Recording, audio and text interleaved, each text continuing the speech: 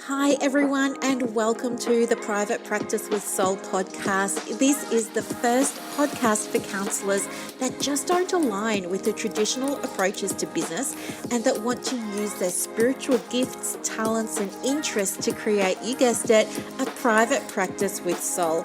So, look, leave it to me to provide you with everything you need, including strategies that you can use to increase your income, reduce your workload, and of course, increase inquiries and referrals to your beautiful soul-led private practice. I love it so much. If you haven't done it already, grab your journal, grab your pen, and let's begin. Good morning, everybody, and welcome to another episode of the Private Practice with Soul podcast. It is Brooklyn and Buddy. I know. And Buddy is trying very hard not to jump up on the desk today. Aren't you, Buddy? Hey? I know it's so hard, but you're doing great. I'm proud of you. Mwah. Big kisses for Buddy. Okay. So today I want to talk with you about something you can do to create results or different outcomes, whatever you like, not only in your private practice, but maybe in the way that you work with clients or maybe even in real life, outside of the world of private practice. And so today I want to talk with you about the magical power of words. And the reason that this is, sorry, just kissing Buddy. The reason that this is so important is because language is responsible for creating our reality, isn't it? Whatever we see and think and perceive and the way we interpret it and the way we speak about it, all of that goes into creating our reality. And so what you're seeing in your private practice is part of your reality. And if you're seeing things that you want to change or you want better outcomes or different outcomes, then it's absolutely worthwhile exploring this just for one episode. We'll see how we go. But did you know that in the English language, so yes, I appreciate we have listeners from all over the world. I'm so thankful and grateful for that. But the majority of my listeners speak English, so I'm just going to speak to that. So excuse me if it's not your first language, but I can only speak to what I know. And what I know is that there are approximately 600,000 words in the English language. Now, when I first heard that, I was shocked because I thought there'd be like 1 million or 2 million, but no, it's only about 600,000. So that was interesting. And then of the 600,000, do you know that the average person, so not you because you're above average, but the average person uses approximately 2,000 to 3,000 words in their lifetime? In their lifetime. Wow. And do you know what? The average person again, and again, not you, because you're definitely not average, you're way above it, but the average person will use regularly just 200 to 300 words. And when I learned that, that made me think about my wardrobe because I've always been, sort of thinking about, oh, what should I wear today? Da da da da da. Like, I'm going to Chadstone on Thursday with my sister, and I'm really excited about it. Chadstone, for those of you who don't know, for not from Victoria, I think it was called the biggest shopping complex in the Southern Hemisphere, or in Australia or something like that. It's huge. Anyway, they have heaps of clothing stores there, and I go there maybe once or twice a year because it's so big, and because I'm autistic, sometimes I get overwhelmed being in there with all the noise and stuff, and all the different, it's like there's a lot of stimulation in a big shopping centre like that, let's just say. It's overwhelming. You need to go and have breaks a lot of the time. Then again, it could just be my age. I'm 49 now, pushing 50, so I don't know, there is that. But I digress. The point is, like, I'll go and I'll buy a new top or a new dress or a new pair of jeans or something like that. But, if I look at my wardrobe, I probably only wear about 10% of it.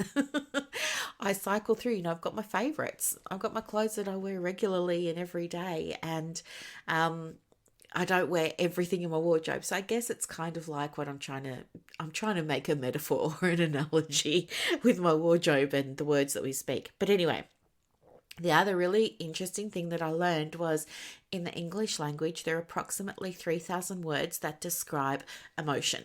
right? So emotion and feelings and everything in that umbrella. And get this, 2,000 of those words are negative. How's that? How's that? So, doesn't this now make a whole lot of sense when we're talking about things like our fears in terms of, I don't know, becoming more visible or putting ourselves out there or raising our fees or, setting a fee if you're just starting out, all those kinds of things. So I really believe that language and words are very, very powerful. And I believe that they do create a vibration. Like, let's just do an experiment now where we get to experience what I mean by the words have a vibration and that the words create emotion, because I truly believe this. So even if you're driving, you can play along. Keep your eyes open. Of course, this is not a meditation or anything. I'm just going to ask you a couple of questions or say a couple of words, and I just want you to notice what happens. So here are some words. The first word is cancellation. What do you notice in your body when you hear that word? I know it's not nice, is it? What about if you hear the word complaint? Oh, it's not good either, is it? So there are a couple of words. Or maybe if you're selling digital products, you hear the word refund. How does that feel? Can you feel it in your body? Sometimes I can feel these things in my body, but other times I just have an emotional reaction to them, and I feel them energetically. Like I just feel like my energy is just zapped and drained and taken away from me. I'm robbed of my energy when I hear those words. And now let's think of some other words and let's see if these words create an emotion and impact your energy or your vibe. The first word is new inquiry. How's that? Referral. Paid in full. Next booking. Right? How do those things feel? I bet they feel a little bit more energizing, don't they? You just got all your energy back, didn't you? So that's what I mean when I say words are really, really powerful. So it's not only the spoken word, it's also the words that we think to ourselves, that we say to ourselves. And, I did an exercise recently with my coach that I want to share with you because it was so helpful and powerful. But she was saying to me, so why don't you have a think about the language that you use during the day? Just think about the words that you've used today. Now, she's overseas, so we catch up in the evening. So I was sitting there and I was thinking to myself about all the words that I'd said that day. And I realized that I have a bunch of words on rotation. I have a bunch of beliefs on rotation. And I have things that I say, like little sayings and phrases, on rotation. So things I say are, I have to do this first. I also say things like, just let me remember. I say, I have to do this first, and then I'm doing this, and then I'm doing that. I need to do this. I have to do this before I do that. So it was interesting because when I realized that this is what my dialogue often is, it made me realize I put myself under a lot of pressure, don't I? Like I'm constantly saying, if this, then that, or this comes first and then I can do that thing. Some of the, I'd say that's kind of language and beliefs, isn't it? It's kind of a mixture of both. But some of my language is need to, have to, must. They're words that I use. And when I was looking at those words that I'd written down, I kind of thought to myself, oh, wow, that's really interesting because I don't even like those words. Like, I don't like those words. I like beautiful words like abundance and success and happiness.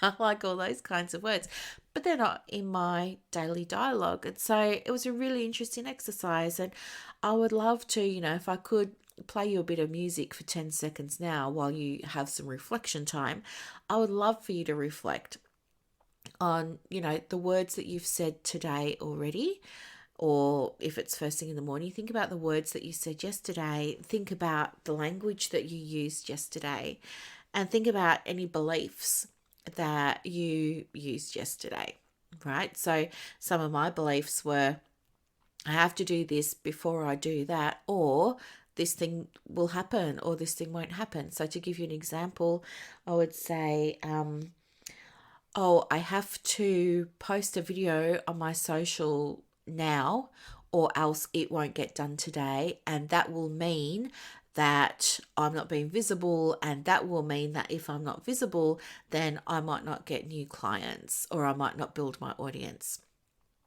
So that's how my thinking goes. So I would love for you to think about the beliefs that you had today, or the beliefs that you had yesterday, and the meaning behind them. Okay. Another one that I have is, I better track my numbers or else I will fail, because I know that when I track my numbers, I put things into my awareness. So when things are in my awareness, I do better with them.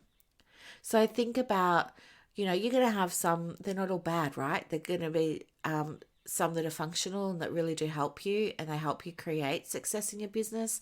But there are going to be others that you just kind of surprise yourself with and think, oh, where'd this come from? What's this about? And I really do believe in the power of energy and the power of, you can say vibration, but it's really about the power of energy and how it affects you in your work. Because when we are feeling better, or when we're feeling hopeful, or when we're feeling inspired or excited or pleased to be somewhere, that's a very, very, very different energy. And you're going to attract very, very different things to if you're saying, I wish I didn't have this appointment. It's right in the middle of the day. Why did I agree to it? That's a very different energy, isn't it? And then that's going to attract more of what you're putting out. So, we speak about manifestation, and I don't really believe that manifesting is woo-woo. I believe that there is science behind it, and that a lot of that science comes from places like psychology and neuropsych and sociology and religion or spirituality and philosophy. I think there's so much science behind it. I think a lot of the time we are helping our clients with manifestation, but we don't use the language of manifestation. We say things like goal setting. We say, let's look at challenging your beliefs, all those kinds of things. But they're all part of manifesting, aren't they? What you believe and what you believe to be true is what you're going to see. So this is why I would love for you to really think today. This is only going to be a short episode, but I really want you to go away today and be intentional about the language that you're using. And I'm sure that once it's in your awareness that you're using certain language, or that you're invoking certain beliefs, that you'll then be able to create change. And the way to do that is, well, as I said, just like I did, reflect on what you say and or what you said and what you believed and what you thought. Reflect on those things, and then think about, is there anything that you really do want to change? If so, what would you rather think? What would you rather believe? And what would you rather be saying? And what would you rather be having all that stuff mean to you? The other thing too is, when we're using language and we're using words, that vibration doesn't only affect us, does it? It also affects people around us. So it can be helpful, like even Buddy, he's a little puppy, but I believe that my energy is impacting him. He's going to pick up on things like if I'm stressed, if I'm worried, if I'm happy, if my energy's high, he's going to respond to that. If my energy's low, he's going to respond to that. I mean, he's nestling on my lap now, which, by the way, no offense, Buddy, but Buddy is growing up and he's nearly slipping off my lap now. It's quite a I was going to say task. See, here's my language. But I would prefer to think of it as a gift. It is a gift. Buddy is a gift. Having him on my lap and wanting to be on my lap is a total gift. And I feel better about this already, even though I'm in a little bit of pain because I've had to, while I'm sitting down, my heels are not on the ground. My heels are way up in the air, like I'm standing on my tippy toes, so I can bring my knees up level so he can actually be comfortable.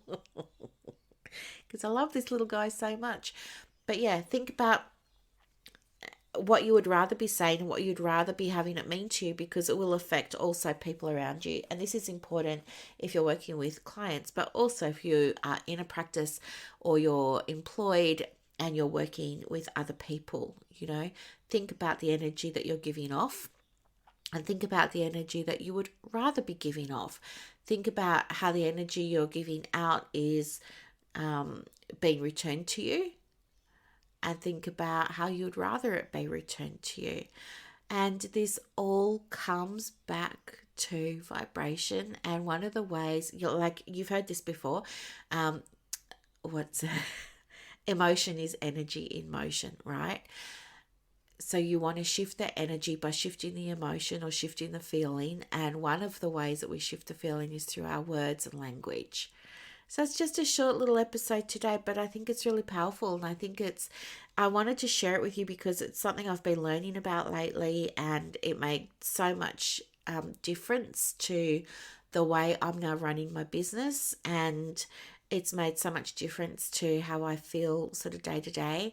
And now I understand this framework or mindset around words and language create emotion, which in turn creates energy, which in turn creates your reality in a way. I'm using it in other areas of my life too, and it's just really unlocking and opening up so many new opportunities for me, things that I never had considered before. Like, for example, I've been asked by two MHPNs to speak, and that feels really, really big. And I would never have thought that I would speak at one of the mental health professional network meetings. Part of me says, well, that's just for mental health professionals like psychologists and psychiatrists and GPs working in mental health, and mental health social workers, and I'm none of those things anymore. I'm so far removed from all of those. Why would they want me? What could I possibly contribute? And why are two of them now suddenly asking me to speak? And they want me to go there and speak about marketing in private practice and attracting clients and, coaching for their private practices. So that has come my way since I've been doing this work. And the other thing is just another speaking opportunity where I did my original coaching qualifications. They have asked me to be interviewed and share my story of how I transitioned my career. And they've asked me to bring along some information also about my private practice coaching business. And it's just all these things have happened just this past week, all these opportunities. And I really, I'm grateful for them. I'm nervous about them. I'm excited for them. I'm happy to do them.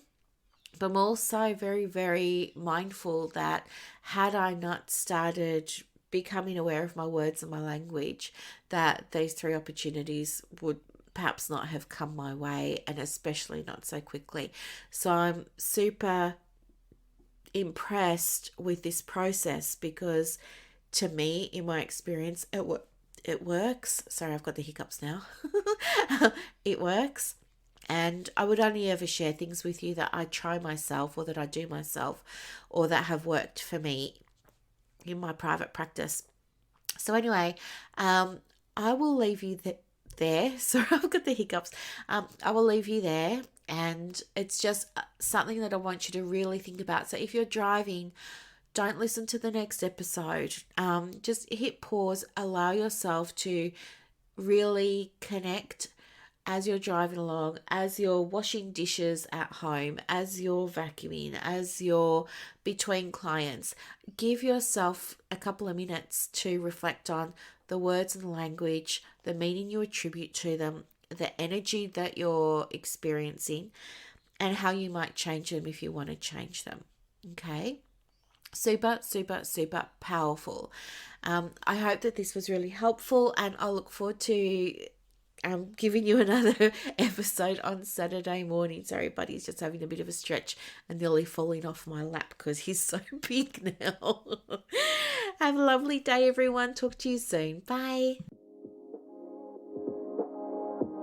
I hope that you loved this episode as much as I loved putting it together for you. To get more resources to help you in your private practice, head over to Instagram.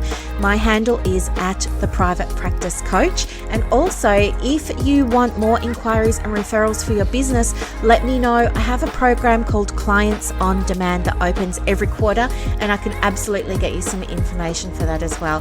You are doing an amazing job. Thank you for sharing your gifts with the world. Bye.